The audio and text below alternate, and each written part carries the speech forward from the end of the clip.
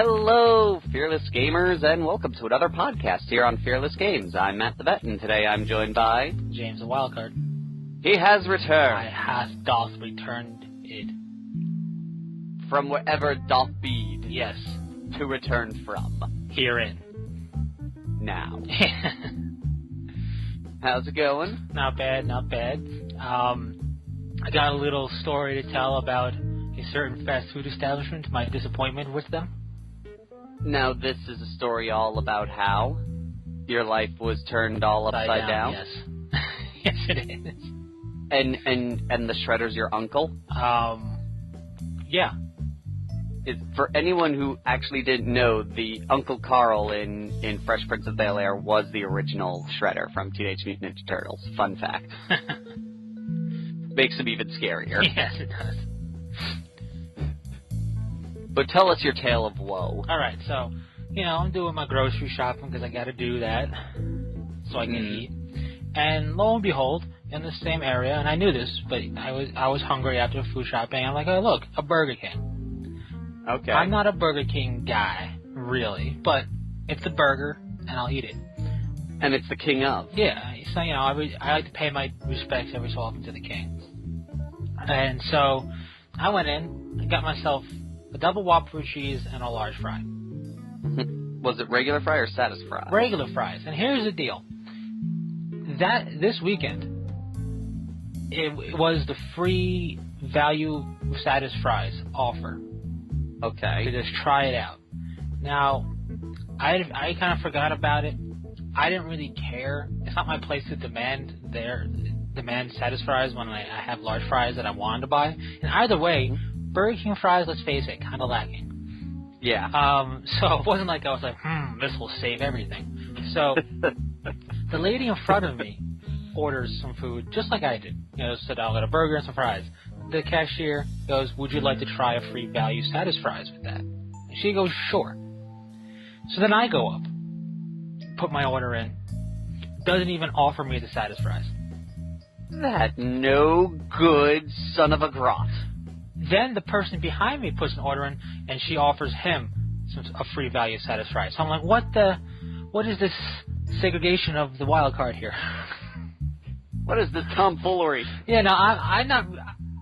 Would I have liked to try one? Maybe. I mean, I think I might have had one mixed in with my fries anyway, because it looked completely different from the normal fries. There was like one fry that was standing out. So maybe it was in there. But it was just like, how do you have the nerve to offer the person standing 3 feet in front of me and 3 feet behind me the Satisfries when I'm within earshot, and you don't even offer me the value of Satisfries? I wasn't... Now, if anybody says, oh, you could have just asked, that's not the point. The point is that is her job is... Clearly, that weekend, the cashiers were told, offer Satisfries. Yeah. And she just didn't offer me any Satisfries. So, it's no... Maybe you have some sort of thing like in Frighteners, like with the number thing. Maybe you have this like do not ask on your forehead that only they could see. Maybe. And it's just like, it's whatever. I still find it really weird that they have 2 separate fries. I was watching them do it too, because it's right there for you to see them like make your food basically. Yeah. And they got the normal tray of fries. They got this like other tray. It was just smaller, clearly, because the side fries are not meant to stand a fry. And like sitting there, precariously perched, as if it was like wants to be with the regular fries but can't. So it's just like, this really seems almost cost ineffective. Really, it just seems really weird and bizarre. It seems very, very, very dangerous to have your Satisfries like right next to your regular fries. And I don't get personally, like, I still don't know if are they baked instead of fried? I don't know what they do with the Satisfries. I don't really care. But it's just like, if you got this is how the realm of fast food works in my mind, Fearless Gamers, is you have your fries. You have your fry. Whatever your basic fry is, that's it. Then if you start going crazy with sweet potato fries or seasoned fries, then you have them separate. But you can't have 2 plain Jane fries to choose from. It's not cool. I mean, it just seems, what's the point? They're not there because that's what they are. They're not specially seasoned or some type of special thing that they're just fries. Just low-cal or low-fat fries. Whatever they are. Which is, and I think we mentioned this before, I want to say it again. I'm at a Burger King getting myself a double Whopper with cheese and like as many fries as they'll shove in the bag. I'm not carb counting or fat counting when I go there, okay? You're not going there going, I want a burger, and fries, but I want it as healthy as possible. You're not doing that. In fact, if I owned a fast food establishment, I would do away with diet sodas. Like, no, you're here for a reason. You don't get any diet sodas. And don't give me that garbage that you don't like the taste of regular. Get out of my establishment. I love those times. They're like, okay, I'll have two triple-decker burgers with extra grease, some super fat fries, grease-dipped, deep-fried chicken nuggets, and a Diet Cola. I gotta watch my weight.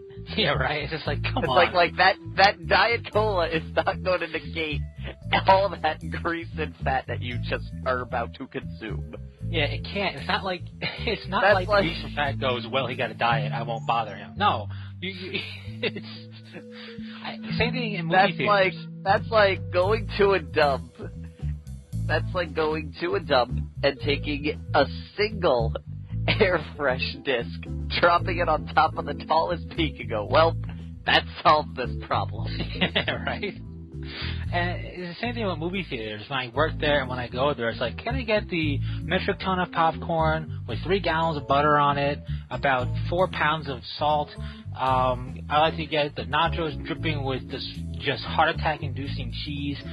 And give me that large soda as a diet. I mean, come on, let's be serious. It's like, okay. Sure. At first, I thought I was going to have to call an EMT for you, but diet soda, you're good now. Exactly. But it was just, I mean, whatever. I'm really Burger King. I'm not the biggest fan of Burger King in general. There's always that big debate of whether their burgers are the superior burger in comparison to other places or whatever. And while I was eating it, it clicked in my head. Are they charbroiled? In a manner of speaking, sure. What it really is just, it's like the taste of this could have actually been charbroiled, like the way you do it in your backyard, but it just hasn't quite been cooked that way. Like, it's a fine burger, and their presentation is nice. They kind of wrap it in the paper a little bit, put it in a box, but it's just a burger place. I mean, let's not go crazy. But I was just like, really, you're not going to give me you're not even going to give me the satisfaction of you offering me the free Satifries? I know. What is this world coming to? I know, right? First world problems. But it's just like, I know when I worked at the movie theater, if that day or that week or that special promo was going on, like we had a special thing where we had these actually really, really tasty. They were kind of like an airier, puffier Kit Kat. I don't really remember what they were called, but they were this special thing that tasted delicious. We loved them, but it was $1 for them, and that $1, like 75 cents of it or whatever, went to it was like a donation thing. It was like fundraising. Okay. And we were told every time you sell candy, every time you sell stuff at the concession, offer this to them. And so I did every time. I wasn't the person I went, you know what? That guy doesn't need to worry about spending $1. I'm not going to tell him. So like I told everybody. It's just what you're supposed to do when you're at the register and you have a promo going on. Yeah, no, it's crazy. But so I'll never know. I'll never know because I'll never actually order Satisfries. You'll never know what is the secret of the Satisfry. And I will give them a little bit of props for the name. Not a bad name, but still. It seems a little lazy in my sense. It seems like the name is trying to get you to think these aren't bad tasting, they're satisfying. Exactly, which is why it's such a cheesy play on words. But I do have a redeeming thing to talk about. Okay. Real quick. Star Wars The Old Republic has been free to play for a bit. Yes. Because they had to. Yeah. And the thing is, though, it's working well, I feel. Because I tried it. I got into it a little bit ago for free. And they're doing it in a way I think that's pretty good. From what I can tell, most everything is available to you as a free subscriber, with the exception of certain races. You get, like, if there's 5 or 6 races for your class, you get 3 of them.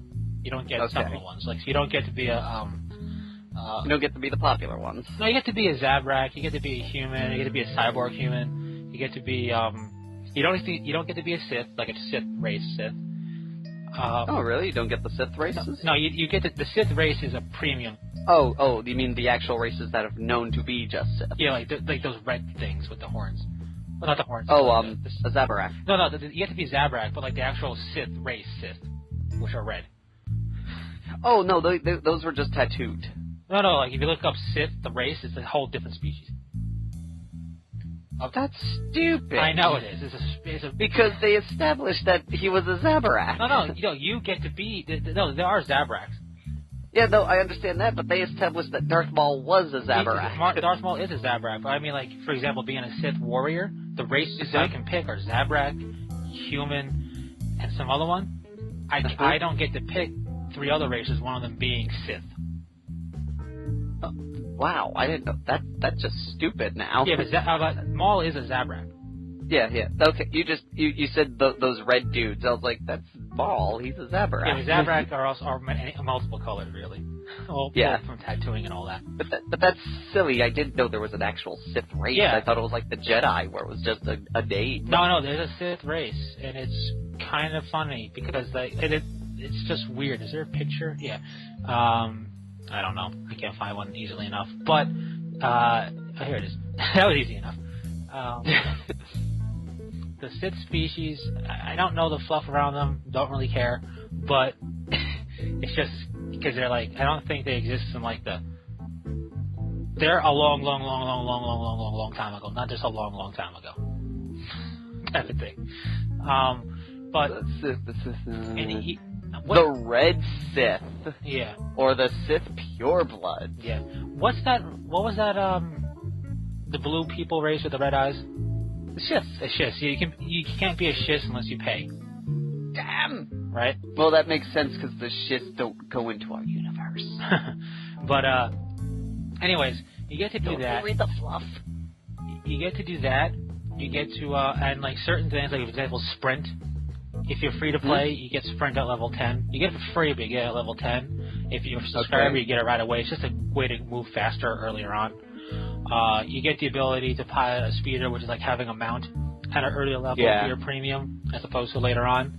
And you only get to make 2 characters on a server with free to play, as opposed to being able to make, I think, 5 or whatever. Okay. Which, and then there's also like a bank type thing where you can put stuff in, like a bigger vault that you don't get access to, but you don't really need it. Yeah. And what you do is you can either be a subscriber or you can buy cartel points to do the same thing. Like, I think I can increase certain things with cartel points. Okay. Which, just different ways of them making money, kind of like how DDO worked. I don't know if DDO still is online at all, but that's the way DDO Dungeons and Dragons Online. I don't know if that's still around. Yeah, that was a fun game. But anyways. I spent $10 on that just to get the Dark Elf, and then I never played. But, so I have to say, as a redeeming thing from going from Satifries to this, the game is actually it's fun. I think being that it's free to play, if you're a Star Wars fan, it's definitely worth doing because it takes the way the Knights of the Old Republic played in a sense of story, like developing a character's personal story, and combines it with MMOing. Which I'm sure everybody's known for a while who has played it now, but like it's not like when you do quests and stuff, it actually feels like you're really shaping things out as opposed to World of Warcraft that I played or other MMOs where it's kind of like, here's a quest that I give to millions of players. I heard that the game can be very repetitive. Well, an MMO is by nature. No, I mean like in general, like one person described, I was watching this video, he did a Sith Lord, and then he did a Sith Inquisitor, and then he went, oh, this mission's exactly the same, except I only have options C and D and not A and B. Well, there's class, like the Sith Warrior and all the classes, there's class-specific quests you do. And then as you go to the different worlds, there's generic quests that you can do that everybody partakes in. And those quests are repetitive. It's the same thing like when I used to play WoW when it first came out. I had a Warlock. Really, aside from the class-specific quests to get certain skills, like now it's time to go and get your succubus or whatever, which was terrible. I did it one. Okay, I was an undead Warlock, and I didn't know I could do that succubus quest with the orc-specific race Warlock trainer. I thought, and my friend and a bunch of other players, because when it first came out, there wasn't much known about it, thought you had to go through your race. Now, the orc quest to get the succubus is infinitely easier than the undead one. The undead one was terrible, especially when we were on a PvP server, because I had to run through a high-level area. Like, it's a level, I forget what level you got the succubus at. Let's just say it's level 20, or level 15. Okay. Let's go with 15. The road I had to run on either side was a bunch of level 40 mobs. That if I got off the path, I was done for. Now, I was on a PvP server, so that meant I constantly got ganked by level 40 Alliance characters.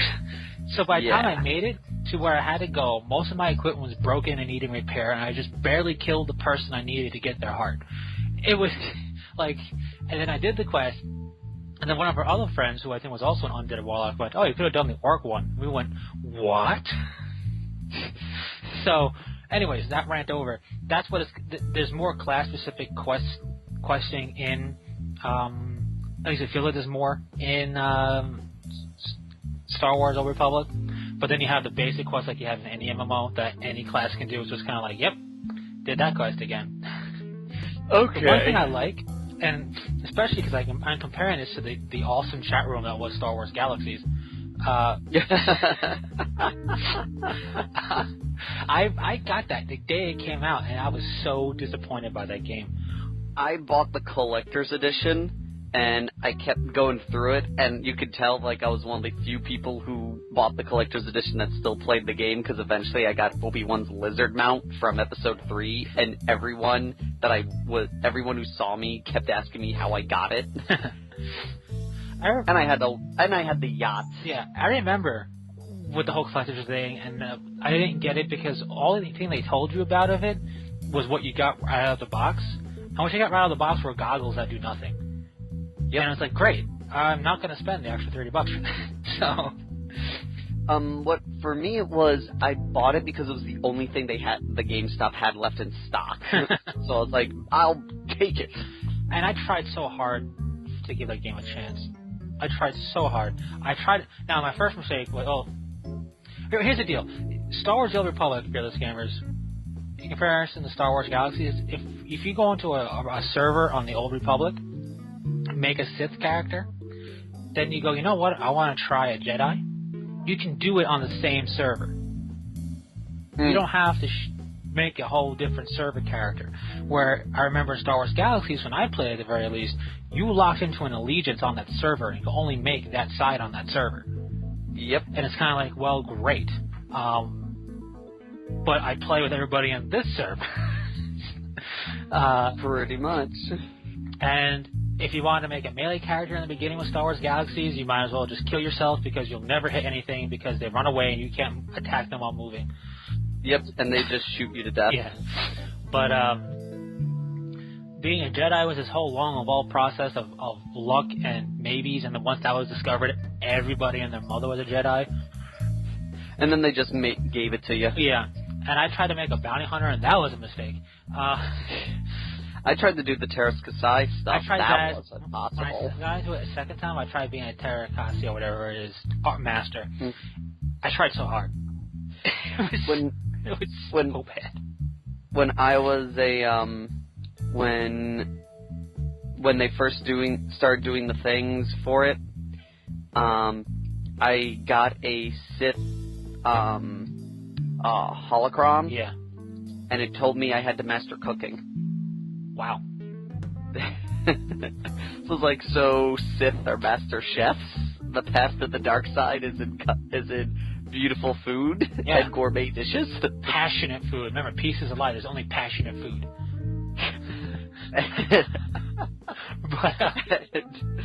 And one person I knew was told to be a dancer. Yeah.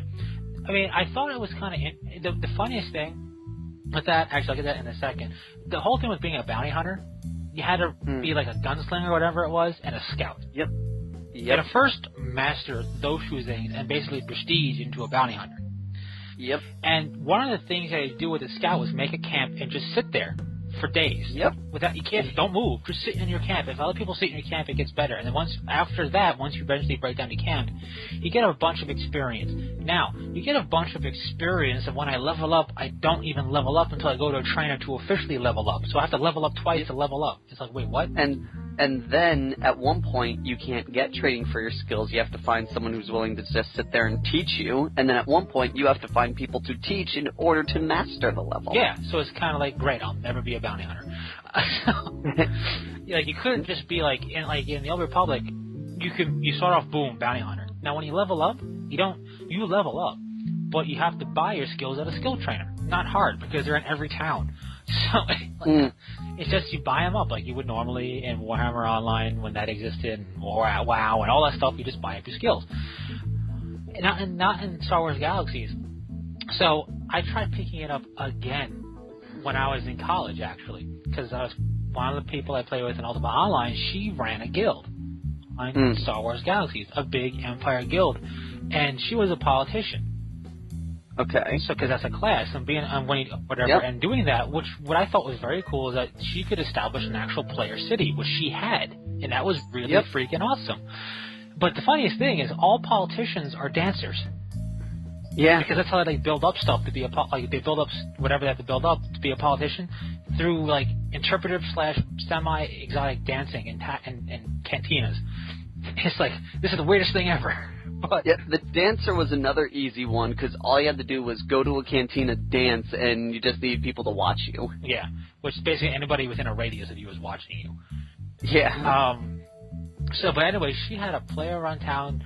She gave me a house. I was making a Tarakasi master, and I got him pretty high level, and I tried so hard to get into it, but it was just so. The game didn't even. It was too freeform in terms of knowing where you had to go and questing. It's like, here, go to blah, blah, blah, blah, blah. It doesn't tell you it's on a completely different planet and a completely different quadrant. So I'm running around the entire world looking for this place, only to find out eventually, I gotta go to this planet. Well, that I didn't have a problem with. My biggest problem with the game was too many things were controlled by the players. Yeah. So unless you were a gold hoarding master, you couldn't buy anything past your basic gear, because the one level up gear was like 1,000,000 credits. I couldn't even find anything. And you're completely right. Everything was way too much left up to a player. Like, in order to level up, you had to find a higher player to level up from. Yep, eventually. Yeah. Eventually you couldn't get trained by trainers, you had to get trained by people. And when the game was first out, they didn't really fully implement all of the NPC trainers in every city. So I was like, where do I train? And they're like, players. And I'm like, well, nobody wants to train me. So, yep.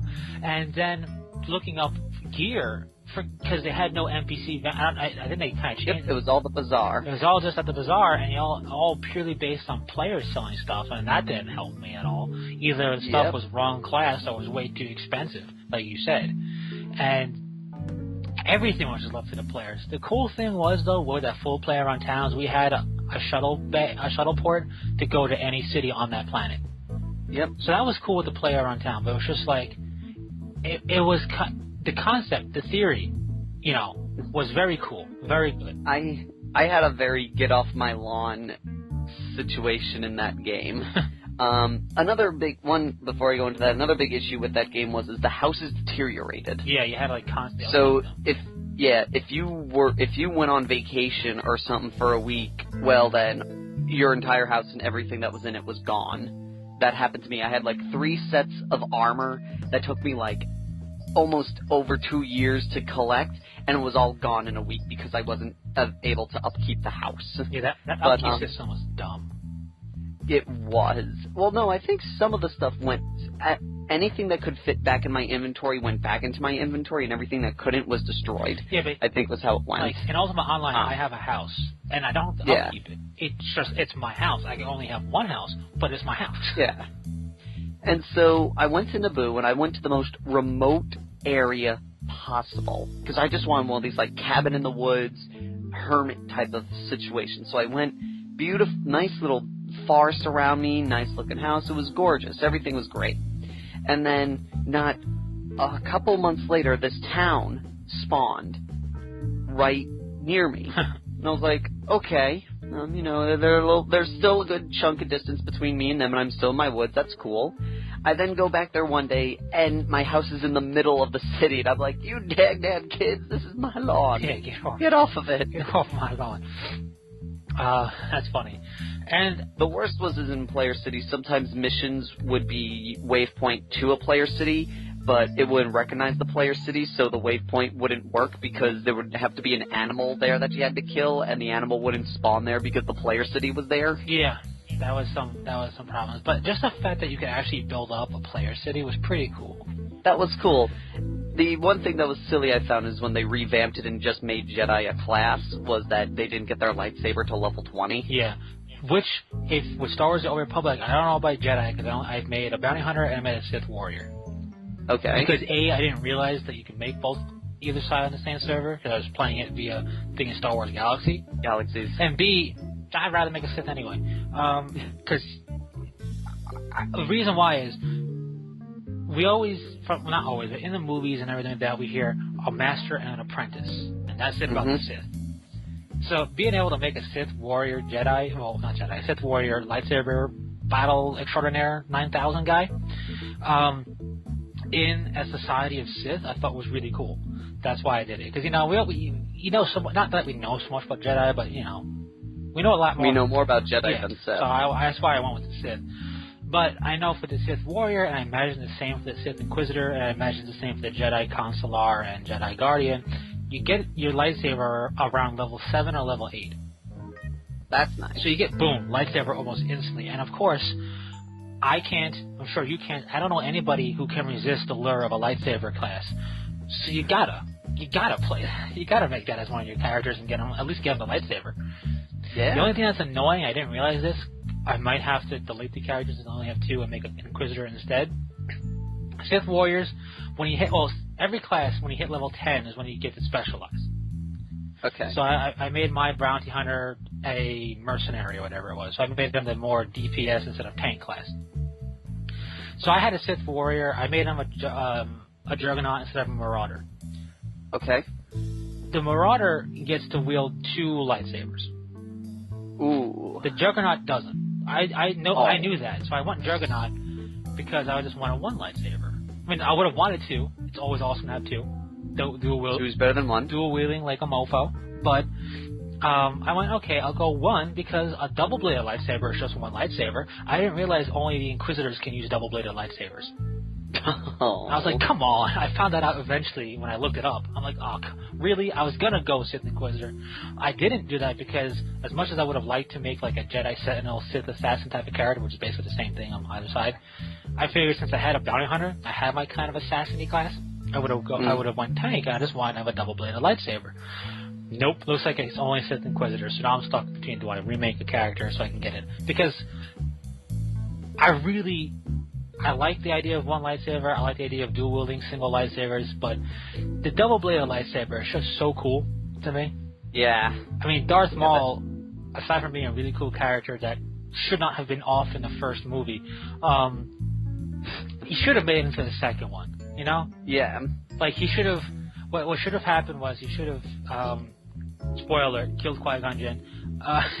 So, I don't think he should have killed Qui-Gon. I think Qui-Gon should have been Darth Tyrannus. That would have been even cooler. But going with the movie, he should have killed Qui-Gon, battled Obi-Wan and got away. And Obi-Wan, while training the boy, should have encountered Darth Maul and took him out in second movie. Like maybe have taken out Darth Maul at the place with all the clones. Like maybe he was there with... What could have been really neat would be, you know, like, because Darth Maul and Qui-Gon go off together. Yeah. In a sense, they could have staged a death of Qui-Gon, or just have them disappear or something to kind of indicate that they like fell or something into the pit. Then he finds out Darth Maul is alive and blames him for Qui-Gon's death, and then in Episode 3, you find out Qui-Gon was the mysterious Darth Tyrannus, and he faked his death in the first one. That would have been cool. I like Qui-Gon's character. I also like the idea of Qui-Gon being the dude who turns Anakin evil. Yeah.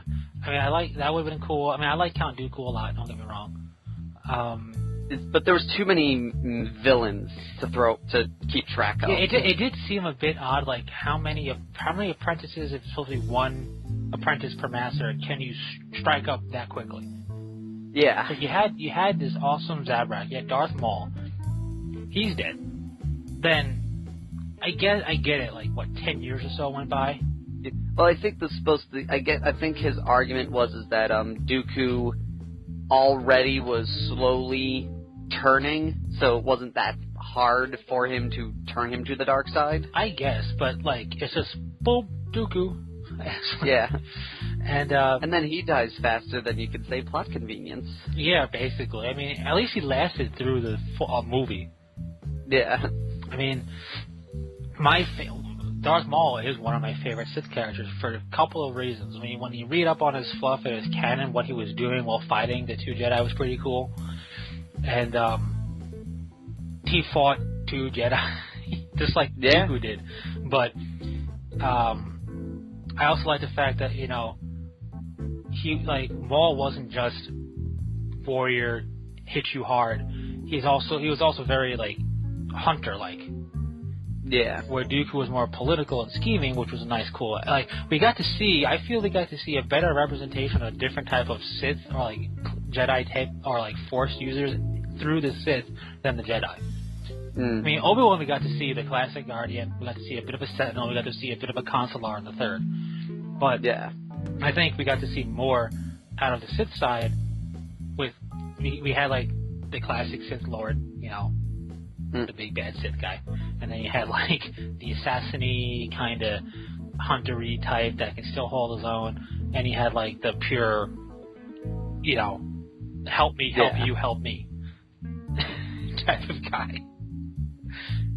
Speaking of, have you seen the trailer for Angry Birds Star Wars 2? I have not. I have seen that it exists, but I have not. Because they got a trailer, and it's the Emperor, it's the King Pig dressed up like the Emperor, and they had Ian McDowell play him. So you're just like, so it's the Emperor playing a pig playing the Emperor. That's funny. Oh. Shifting gears a little bit. Do you know who was the voice of the Joker in Injustice or whatever it was? I don't know. Because at points it almost sounded like Hamill, but it's definitely not, right? No. Mark Hamill's last performance was Arkham Asylum. Yeah, it was Arkham City. Yeah, because it sounded at certain points like he almost touched it in certain like octaves when he was talking. Then other times it was kind of like this is too almost Cogni, you know. But I was very upset because not by like they have a new voice actor playing the Joker in the new Arkham Origins game. Yeah. And he was at Comic-Con this weekend. The Clown is there. Hopefully he'll get us some cool footage stuff of that. Or just stories. Yep, or just stories. But I'd like it'd be nice to have footage. That way Comic-Con would let us go next year. Yeah, that'd be nice. You're at Comic-Con? Wink, wink, nudge, nudge. No one say no more. A nudge is good as a wink to a blind bat. They say, we had this to test this guy to see how good if he could be the Joker we had him do a bunch of monologues, some stuff from the other games, but then we had him do this monologue from The Killing Joke. And I was like, and I got super excited because I thought they were talking about his joke at the end of The Killing Joke, because that's my favorite monologue that the Joker's ever done. And it wasn't that monologue. I was very upset. Gotcha.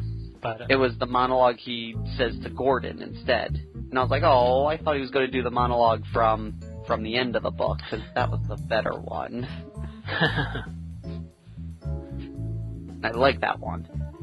Yeah. And speaking of, do you know who was at Comic-Con? No. It was, you do, but it was Sylvester Stallone. Oh, right. Was there. I thought you were going to say somebody else. No, Sylvester Stallone was there. Forget about William Shatner. Judge Dredd was at Comic-Con, and I couldn't meet him. I was very sad. Yeah, that is sad, but... And William Shatner was there too, so could have gotten him to sign something, but I don't have anything with Kirk in it. Yeah, right. Or is it anything? Even though, which is ironic, he's my favorite of the captains, and I don't have any movie of him. It's kind of funny, actually. Shatner. But he was welcome to New York Comic Con. Hi, I'm William Shatner. My car broke down. I was on my way to give a speech of how TV keeps families together. Would you like to hear it? Barefoot, you said. Oh. But what was I gonna say? But yeah, I was watching Injustice being played recently, though. Okay. It looks actually kind of cool. It's been out for a while now, but I never really because it's like a Mortal Kombat style game. It's a fighting game, yes. And I'm super terrible at those. I don't pay attention to them. So, I own the Mortal Kombat game because I felt like I owed it to Mortal Kombat to pick up the game from my childhood redone, but I'm so bad at them. But I really like the way they do the destructibleness of the area around you as you fight in Injustice and how you can do certain things. It's pretty cool and interact with stuff. I heard there was some scenes, there's this one scene where you're playing as Superman and this dude is chucking cars at you, and all you're doing is laser beaming the cars and blowing them up, and the scene's playing and someone goes, Superman, what about the dude that was in that car? Because I think in some of the cars they actually animate people in the cars, and Superman's just blowing up people. I didn't see that scene, but that's kind of funny. But that's just they're like, way to not kill people, Superman. Well, Superman, we all know that Superman, when he loses his cool, he'll kill things. He doesn't care. He's a jerk. He's a big jerk. Superman's a jerk. He's a big jerk. But they do have basically as quick time events like that before certain fights in the story mode at the very least. Yep, that was one of them. Yeah. That was one of his quick time events. Yeah. Was he just laser beamed people in their cars. Yeah, and it's kind of cool because a quick time event sets up for a fight, and if you do well in it, then their shield is down by half or whatever. And if you don't do so well, then your shield is down. So it's kind of it's not just fighting. It's not just, hey, story, cutscene, fight. It's a little thing in there as well. Yeah. Which is kind of cool. Just whatever. I didn't realize Raven was in it. Yep. She looked a little... She looked a little weird in the game, though, but... They took a few creative liberties, and I think it might have been a variant costume from one of the comic series. Okay. Because I think the Raven in the cartoon show was not as close to how she looks in the comic. Well, yeah, it was just really what she had, like this weird helmet thingy she had in her head was weird. Let me take a look. That's the only thing I had a problem with. There was, speaking of random stuff, it looks like Games Workshop has done it again. What? You can now get the Injustice, the Sisters of Battle Codex. Injustice, yeah. The digital, I saw that, I got an email about a digital release. It is $32.99. The Stark Lord has pre-ordered it. One or two things that is, it seems like it's just the same old codex with a couple of revamps. And what they kind of do is they kind of were slightly deceiving on the website.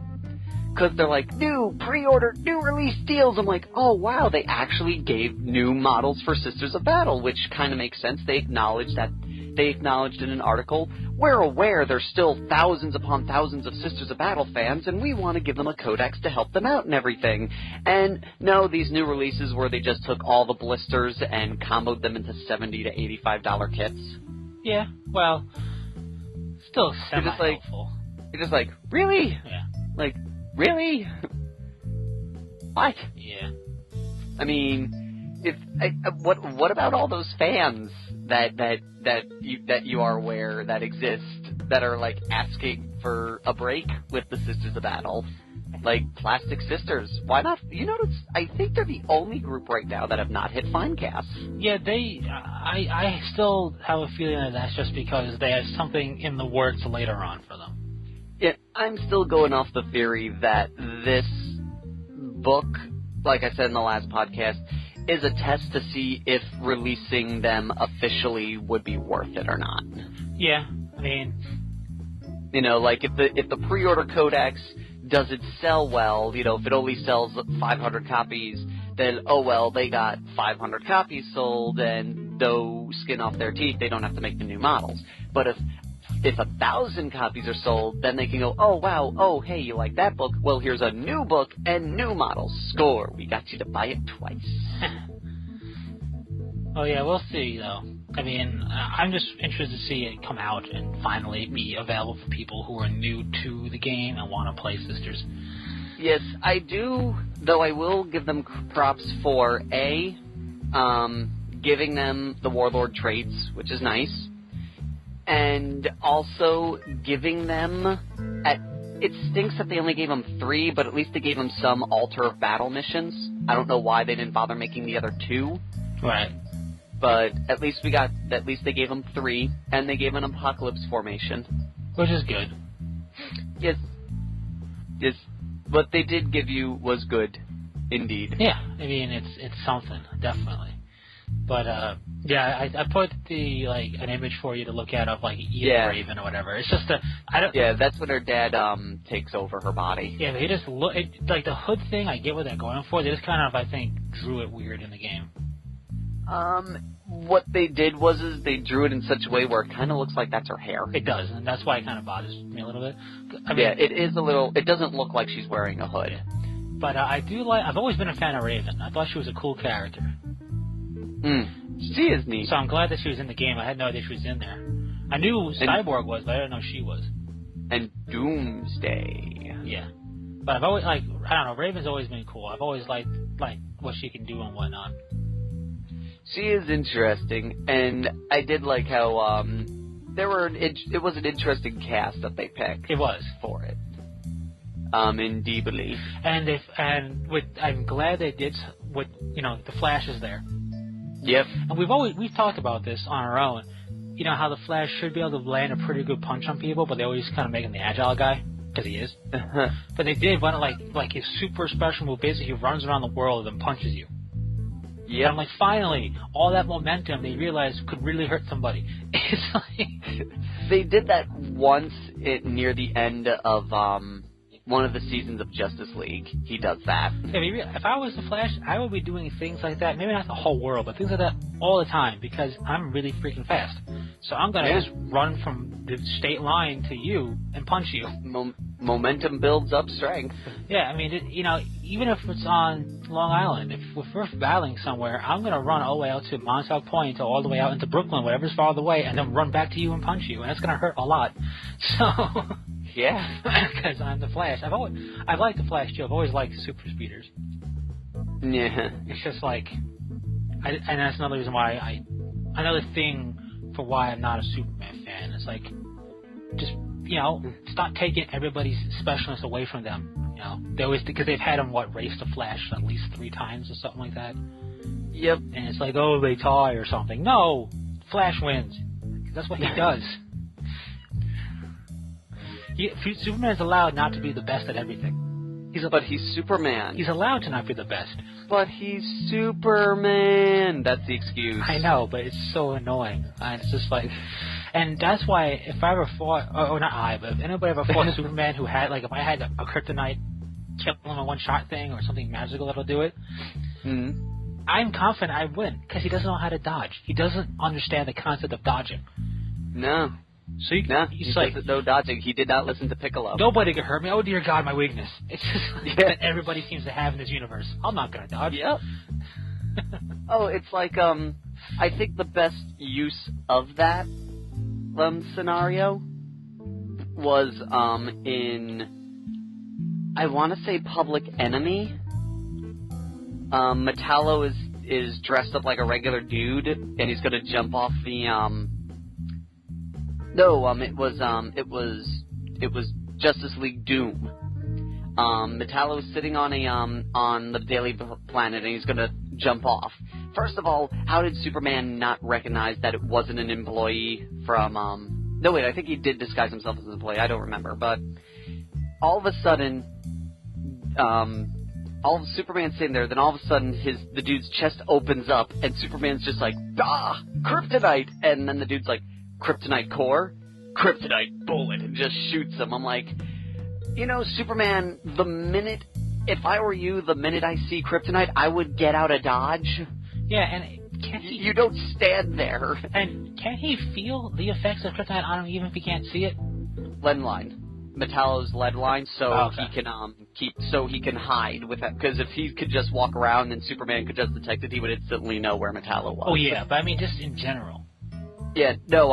If it's lead, it's invulnerable to it can't go through lead. Oh yeah, I get that. I mean, and I believe Metallo puts him and usually every time he has kryptonite, he usually encases himself in lead so Superman doesn't notice. Which I get that. It makes total sense. But it always seems like Superman could, he's never affected by kryptonite until he visually sees it. It's like, oh right, I'm hurt. I get hurt by that. Like Superman Returns. Yeah, it's like, oh right, there's kryptonite here. I should probably writhe in pain now. As soon as Luthor said kryptonite, he went, oh god. It's like those cartoons where they run off the edge of a cliff. They don't fall until they look down. Yeah, which by the way does not work that way. Don't try it. No. Kids, do not try this at home. Yes, that will not work out well for you. You will hate your life. So do not do that. But it's just like that's one of the things, and I know a lot of Superman defenders go, it's the writing. Superman is always written kind of lacklusterly a lot. But writing aside, it's just statting him out.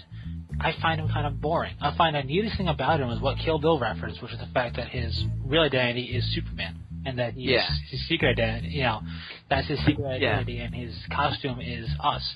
That's the coolest thing about him.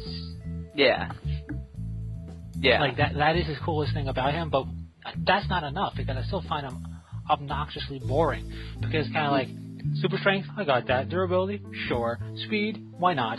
Lasers, breathe in space, we'll throw it in there. And what's with the fact now? Apparently, he can listen to people's thoughts. What? I heard now. I don't know if they're right because I heard people were talking about it. They're talking about Superman and with the new movie and everything that apparently he can hear people's thoughts. Well, we also have to take into note from what I've been told. I don't know how true this is. Spoilers. We want to skip ahead to 3 seconds, but I heard that it was the atmosphere of Earth that made him superpowered, not the sun. Well, I don't know, but because again, just if you guys want, just jump ahead a few bits. General Zod is on the planet, and he's got, like, this bubble around his head because he doesn't know if he can breathe Earth's atmosphere. Yeah.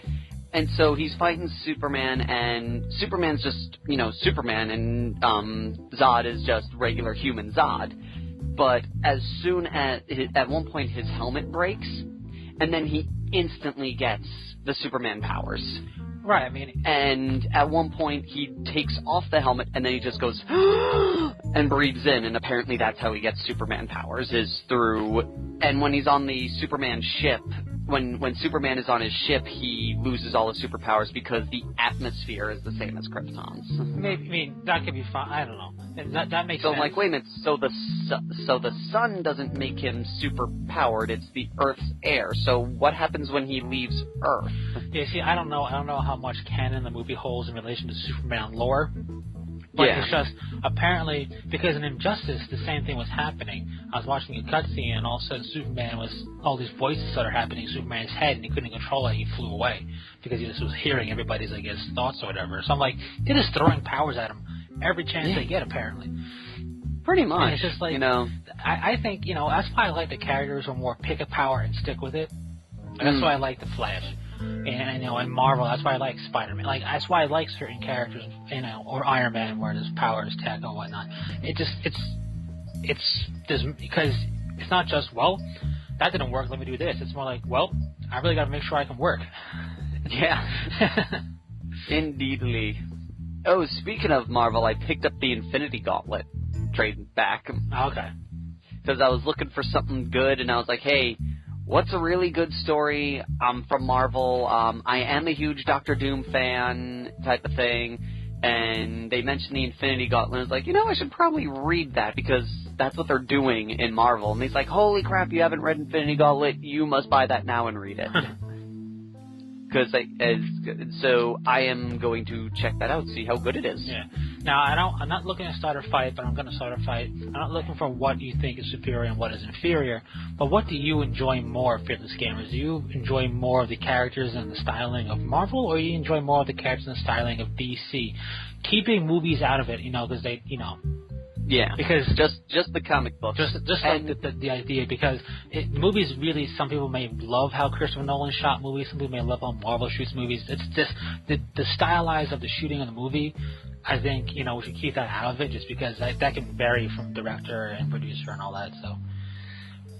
So what's in general, Marvel or DC? Yeah, which one are you more not more attuned to? Which one do you enjoy more? For whatever reason. Leave it in the comments. I'm going to tell you right now, I enjoy Marvel more because I like more of their characters. I'm on the fence right now. I used to like DC because DC was more overly fantastical, and I found that Marvel was trying to make everything too real, and I'm like, I read comic books to not read real type of thing. Oh, yeah. But I'm starting to lean more towards Marvel because the stuff I've been reading in DC has been getting kind of silly. It's just, for me, the list of characters that I can pick that I'm a fan of and really enjoy in Marvel are larger than the list for DC. Yeah, I only have one from each, sadly. and like I said, since it's Doctor Doom, and Doctor Doom I kind of like because he's a mixture of science and fantasy. He has enough realism behind him to be realistic, but he has magic. Exactly. And that's always a good combination. It's just like, I look at the Iron Mans and Captain America and Punisher and Doctor Doom and things like that, and even the Sorcerer Supreme or whatever it is, the Voodoo guy Supreme now. Just oh, Dr. Voodoo. Yeah. And I was looking at all those things. Excuse me. And then I look at DC and it's like, Batman's kind of cool, but I don't overhype him like everybody else does.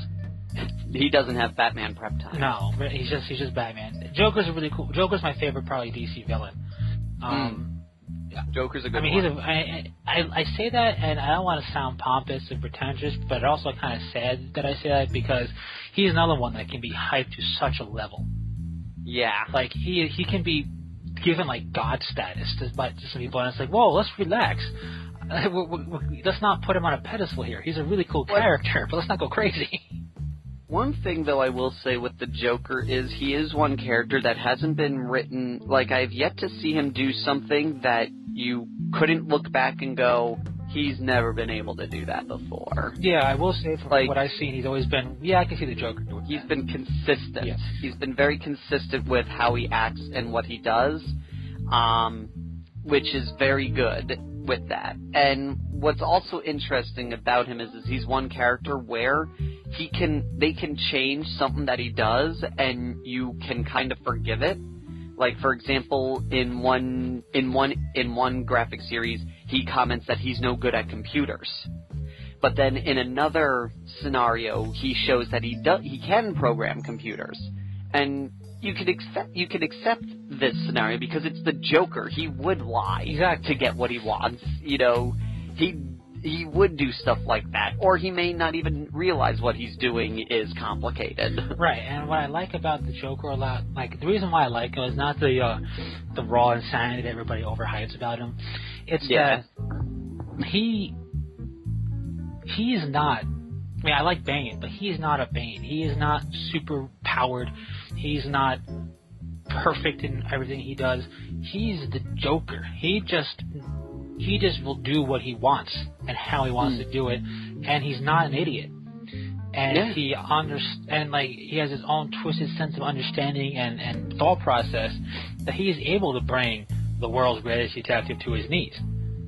Yeah. And it's not because he can best him in combat necessarily. It's not because he can outthink the world. It's because he has his own unique way of looking at things, going, you know what, I'm going to do this because I'm going to do this, because I'm the Joker. I have Do I have morals and values and whatnot? Who knows? I don't even know. But we're going to try this out. And you know what? I'm going to enjoy doing it too. And that's what I like about it, is the fact that it's not like, it's not some higher calling, secret agenda stuff. It's, I enjoy doing this.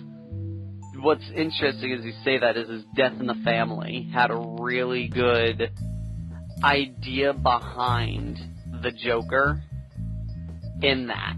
And it was really well done. And I'm not going to say anything just because people should read it. And it had a really cool concept behind it that really makes you also, again, think, makes a more of a deeper character for the Joker. Yeah. The only thing that I didn't like is they didn't really establish what happened to his face. Right. Like, for anyone who doesn't know, like, it was happened a while back, he had his face removed.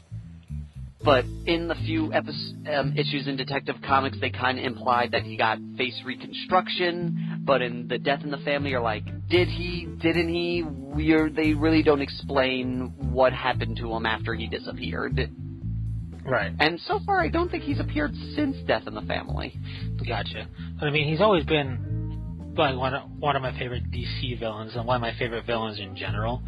Bane's cool, but the list of DC is rather short for me, and that's why I prefer Marvel, because it's just more characters I can get behind and go, they're cool, that's cool, that's cool. Yeah, that's also like one thing, like what this one guy said to me, why Infinity Gauntlet would be a good comic book to get into, because every freaking character is in it. So I should find a character I enjoy, right, and break off from that. Which is always good. So yeah, that's why I'm curious to see what the Fearless Gamers think. Are they more DC? Are they more Marvel? Are they, or C, other? If there's an other, yeah, put it like in. Dark Horse. Yeah, put it in there. Because drop it down. We'd like to know. And we do. And yeah, that's my question. Yes. And I think we shall leave it at that for now. Yeah. Thank you all for listening. And in case you haven't, you didn't hear, missed it in the last podcast, this is going to be our 2-year anniversary coming up. So we would like for you guys to ask us any general question that you may have, and we're going to dedicate a whole episode to answering questions about us, the channel, whatever you'd like it to be. So feel free to leave a comment, and we will get back to you guys on that. Yeah, anything that we could answer on air. Anything at all, like how do I make my grilled cheese sandwich? Like why do we make Fearless Games? Yeah. Anything in between there. If it's not in between there, you can just shove it. No, I'm joking. Anything you want. Anything you want, really. Anything you want that we can answer appropriately. Yes. On the channel. Remember, we do want to keep this all family friendly for all ages. Exactly. Since the hobby table is not just for 20-year-olds. It's true. In fact, that's very evident. So, again, thank you all for listening. And until next time, Fearless Gamers, this is Matt the Vet. And James the Wildcard. Saying take care. Peace.